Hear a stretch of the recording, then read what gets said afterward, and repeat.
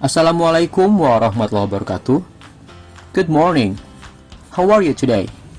Students, today we are going to learn chapter 6 dengan tema We Love What We Do. Nah, anak-anak semuanya silahkan kalian siapkan buku tulisnya dan kemudian nanti kalian tuliskan hal-hal penting pada videonya dengan cara menjedanya. So, students, let's get started. Sebelum lanjut, pastikan kalian sudah mengisi link daftar hadir dan telah subscribe channel ini. So students, in this part of the video, we will learn to ask for and give information related to actions or functions of people, animals, and things in order to identify, to criticize, or to praise them. Jadi hari ini, kita akan belajar cara untuk bertanya dan memberikan informasi yang berhubungan dengan aksi atau fungsi dari orang, hewan, benda dengan tujuan untuk mengenali, mengkritik, atau memujinya. Dan bagian ini akan dibagi pada dua video. Part 1 mengenai pronouns dan simple present, dan part 2 mengenai action and function of people, animals, and things. Untuk yang pertama, kita akan bahas mengenai pronouns. Jadi, apa itu pronouns? Nah, anak-anak, kalian pun seringkali melihat pronouns karena pronouns adalah kata ganti yang berfungsi untuk menggantikan kata benda dalam kalimat.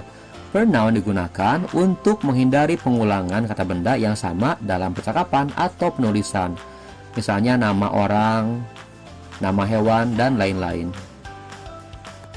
Bapak berikan contoh sederhana mengenai penggunaan kata ganti atau pronouns. Misalnya kalimatnya, Dani adalah temanku, Dani baik hati. Nah, anak-anak, kita bisa menggunakan kata dia untuk menghindari penggunaan kata Dani dua kali. Begitupun dalam bahasa Inggris. Contohnya, Dani is my friend. Dani is kind. Di sana kita bisa menggunakan kata ganti untuk menggantikan Dani pada kalimat kedua menjadi Dani is my friend. He is kind. Di sini kata he-nya berarti dia laki-laki. Nah, anak-anak, jadi fungsi dia dan he itu adalah hal yang sama karena kata ganti dalam bahasa Indonesia itu sama dengan pronouns dalam bahasa Inggris. Bisa kan? Oke, kita lanjut ya. Terdapat sedikit perbedaan antara kata ganti bahasa Indonesia dengan pronouns bahasa Inggris. Nah, silakan amati kalimat-kalimat ini. Saya membantu mereka setiap hari. Mereka membantu saya setiap hari. Kalian sudah tahu kan istilah subjek dan objek? Subjek biasanya adalah pelaku pada kalimat atau yang dibahasnya siapa. Sedangkan objek adalah yang diberikan perlakuan atau perbuatan. Nah, di sini ada kalimat saya membantu mereka. Maka saya sebagai subjek dan mereka sebagai objek. Kemudian pada kalimat duanya, mereka membantu saya, maka mereka sebagai subjek dan saya sebagai objek. Pada dua kalimat ini, kata saya dan merekanya tidak ada yang berubah. Baik sebagai subjek atau objek, saya masih saya kan. Mereka sebagai objek ataupun subjek, masih katanya mereka, tidak diganti dengan kata yang lain. Namun dalam bahasa Inggris, coba lihat ya anak-anak. Saya membantu mereka setiap hari menjadi I help them every day. Dengan mereka membantu saya setiap hari menjadi they help me every day. Perhatikan kata I dan they-nya. Apakah kata saya dan mereka pada bagian kata ganti bahasa Inggris sama atau berubah? Ternyata I itu menjadi me kalau sebagai objek, dan they menjadi them kalau dia menjadi objek. Maka dalam bahasa Inggris, kata ganti itu antara kata ganti subjek dan kata ganti objek itu mungkin berubah tergantung penempatannya. Jadi itulah bedanya antara kata ganti Indonesia dengan pronouns bahasa Inggris. Dalam bahasa Indonesia, kata ganti tidak berubah baik sebagai subjek atau objek. Tapi dalam bahasa Inggris, kata ganti mungkin berubah tergantung apakah dia sebagai subjek atau sebagai objek. Anak-anak semuanya, ini adalah English pronouns atau kata ganti dalam bahasa Inggris. Yang kita sudah bahas tadi bahwa kata saya, kamu, kita, mereka, dia dalam bahasa Inggris itu bisa berubah tergantung posisi kata tersebut, apakah dia sebagai subjek atau objek. Nah, di sini ada kata ganti subjek alias subject pronouns digunakan jika kata gantinya menempati posisi subjek atau anggaplah sebagai pelaku. Kemudian ada juga kata ganti objek atau object pronouns digunakan jika kata gantinya menempati posisi kata objek. Yang berikutnya, kata ganti kepemilikan atau possessive adjectives, alias kata yang digunakan untuk menunjukkan kepemilikan. Misalnya, kalian memiliki buku, kemudian mengatakan buku saya, maka gunakan my book. Kata bendanya disimpan setelah my-nya. Itulah kenapa ada tanda titik di pada kolomnya. Maksudnya, itu diisi dengan kata benda yang kalian miliki. Contoh rumahmu, maka katanya adalah your house. Bagaimana kalau kelas kita? Ya, akan menjadi our classroom. Misalnya lagi adalah rumah mereka, maka jadi their house, dan seterusnya. Sekarang silahkan ikuti pengucapannya dari mulai kata ganti subjek. I, you, we, they, he, she, it, me, you, us, them. Untuk kata them itu ada yang bilang them, ada yang bilang them. Tidak masalah karena benar dua-duanya.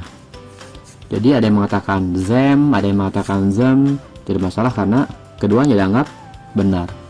Lalu him, her, it. Yang berikutnya kata ganti kepemilikan. Ikuti. My house, rumah saya. Lagi, your book, bukumu. Lagi, our table, alias meja kita. Lagi, their house, atau rumah mereka. His hair, atau rambutnya dia, atau rambut dia. Her car, misalnya mobilnya. Its tail, tahu kan tail? Ekor ya, jadi kalau its tail adalah ekornya. Anak-anak semuanya, lihat, untuk kata ganti bahasa Inggris itu ada kata ganti dia untuk laki-laki dan dia untuk perempuan, yang mana ini sangat berbeda dengan Indonesia. Nah, di bahasa Inggris dibedakan untuk kata dia laki-laki menggunakan he, sedangkan untuk kata dia perempuan menggunakan she. Begitupun dengan kata objek dan kata ganti kepemilikannya. Nah, sedangkan untuk kata ganti benda tunggal digunakan jika bendanya atau hewannya berjumlah satu, maka kita bisa gunakan kata it untuk menggantikan nama benda atau nama hewan tersebut. Sekarang silahkan kalian amati contoh-contoh kalimat yang menggunakan subject pronouns, object pronouns, dan possessive adjectives. Contohnya, kita mengatakan kita menyukai dia. Dalam bahasa Inggris menjadi we like him. Perhatikan semuanya. Di sini kata kitanya sebagai subjek dan dianya sebagai objek. Maka pada kalimatnya kata kitanya kita ambil pada kolom subject pronouns alias kata we. Kemudian kata dianya karena objek kita ambil dari kolom object pronouns. Anggaplah dia laki-laki, maka kita tidak menggunakan he, melainkan him. Lanjut ya.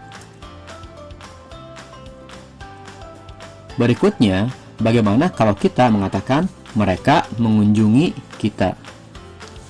Baik, di sini kata merekanya adalah subjek dan kita sebagai objek, maka menjadi they visit us. They visit us.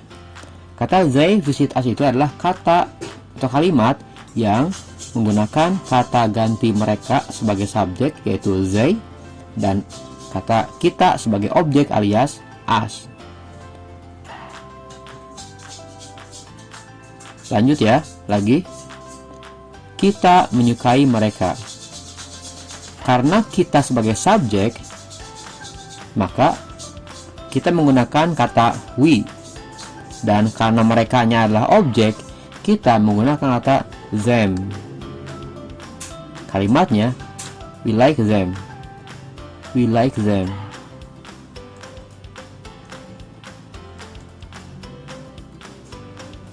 Bagaimana kalau contoh kata ganti kepemilikan? Misalkan, aku menyayangi orang tuaku.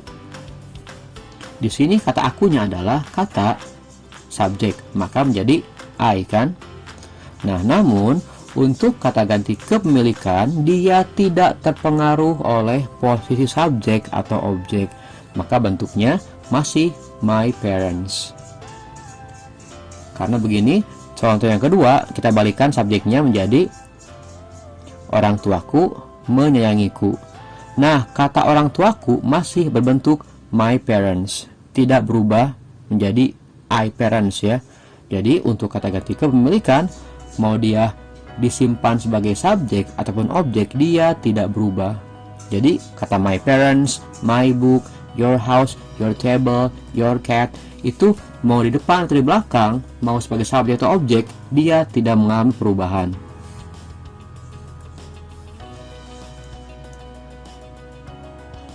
Lagi ya, kami membeli makanan mereka. Di sini kami sebagai subjek, maka menggunakan we. Sedangkan makanan mereka adalah kata ganti kepemilikan. Kita tidak menggunakan they atau them, melainkan kata their. Menjadi we buy their food. We buy their food. Kami membeli makanan mereka.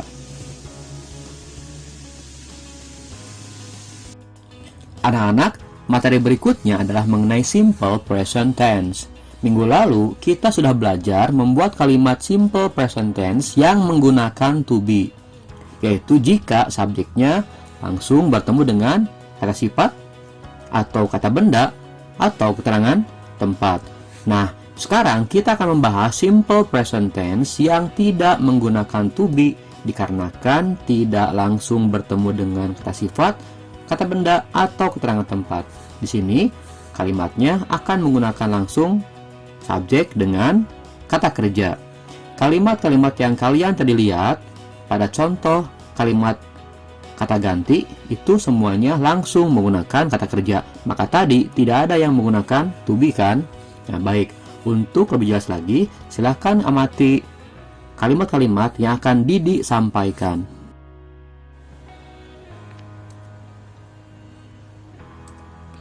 Hi, my name is Didi, and here is my cat, Abo. I love Abo, and I think Abo loves me too.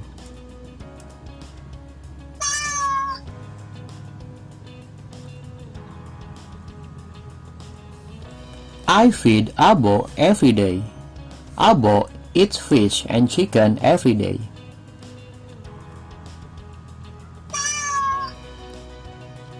Abo doesn't eat rice, so I don't give him rice.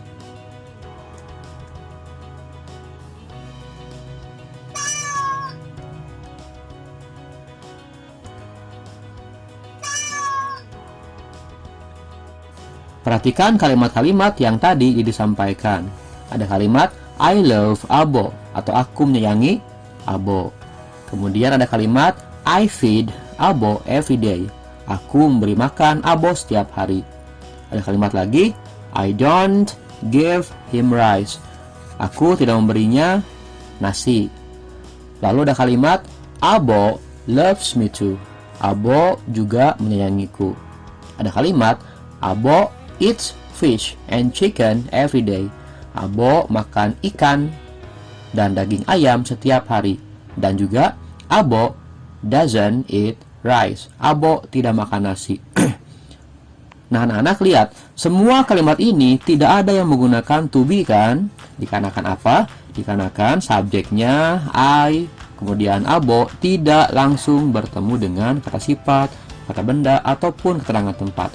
Nah, inilah adalah bentuk simple present tanpa to be. Tapi, coba lihat, amati kata kerjanya. Ada love, ada feed, ada don't give, ada loves, ada eats, dan doesn't eat. Perhatikan, kenapa kata I tidak atau menggunakan, kenapa kata I menggunakan love, sedangkan Abo menggunakan loves. Nah, inilah bedanya pada simple present. Saat subjeknya berbeda, kemungkinan bentuk kata kerjanya pun ada penambahan S-nya. Akan dibahas setelah ini ya anak-anak ya, biar lebih jelas lagi. Jadi, apa itu simple present tense pada materi ini? Nah, anak-anak, simple present tense adalah pola kalimat atau bentuk kalimat yang digunakan untuk menyatakan fakta. Kemudian, kejadian berulang atau kebiasaan pada waktu sekarang atau present. Kalimat yang kalian sering sampaikan seperti saya suka kucing. Saya bangun tidur jam 4 setiap hari. Ibu saya memasak setiap hari. Saya membantu ibu saya setiap hari. Orang tua saya bekerja setiap hari. Itu adalah bentuk simple present tense karena menyatakan fakta atau mungkin rutinitas atau kebiasaan. Jadi seperti itu ya contoh sederhananya. Nah, setelah ini silahkan amati bentuk simple present tense dengan seksama dan kita akan menggunakan contoh kalimat yang tadi disampaikan. Inilah bentuk dari simple present tense. Untuk subjek I, you, we, they atau yang setara dengan itu, maka langsung menggunakan kata kerja ke-1 atau kata kerja dasar. Sedangkan untuk yang subjeknya he, she, dan it atau yang setara dengan itu, maka jika menggunakan bentuk simple present dengan kata kerjanya ditambahkan huruf S atau ES. Contohnya, Abo loves me. Abo eats fish and chicken every day. Di sana lihat kata kerjanya menggunakan loves dan eats. Kenapa Abo menggunakan kata kerja loves sama eats? Dikarenakan Abo itu termasuk kelompok subjek yang setara dengan he, she, dan it. Ada hal unik mengenai hewan peliharaan, terutama ya. Jika hewannya adalah peliharaan, seringkali kita bisa menggunakan kata it, tapi juga bisa menggunakan kata he atau she. Dikarenakan mungkin ada kedekatan perasaan antara pemilik dan hewannya, jadi seakan-akan dia itu adalah temannya ya.